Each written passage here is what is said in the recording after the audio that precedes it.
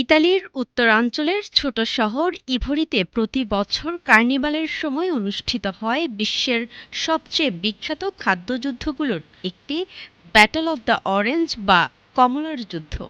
এই উৎসবে হাজারো মানুষ বিভিন্ন দলে বিভক্ত হয়ে 3 দিন ধরে একে অপরের দিকে কমলা নিক্ষেপ করে।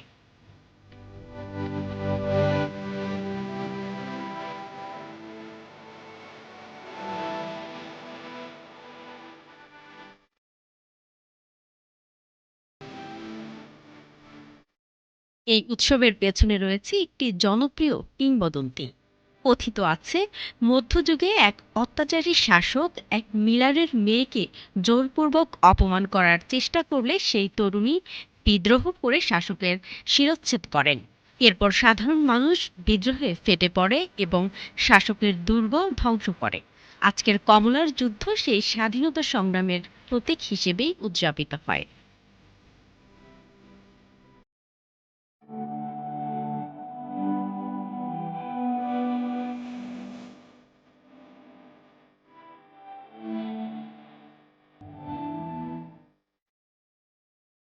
উৎসবে পায়ে হেঁটে থাকা দলগুলো বিদ্রোহী জনগণকে প্রতিনিধিত্ব করে, আর ঘোড়ার গাড়িতে থাকা দলগুলো প্রতীকীভাবে অত্যাচারী শাসকের সৈন্যবাহিনীর ভূমিকা পালন করে। তাদের মধ্যে শুরু হয় কমলা নিক্ষেপের তীব্র লড়াই।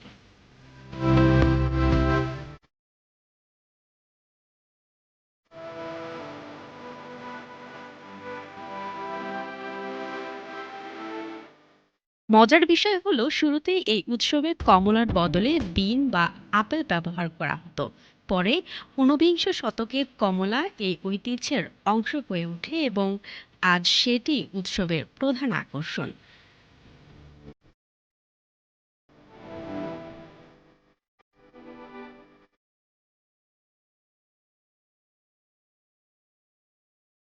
প্রতি বছর শত শত টন কমলা ব্যবহার করা হয় এই উৎসবে। ব্যবহৃত কমলাগুলো সাধারণত বাজারজাত করার উপযোগী নয় বা অবিকৃত ফল থেকে সংগ্রহ করা হয়।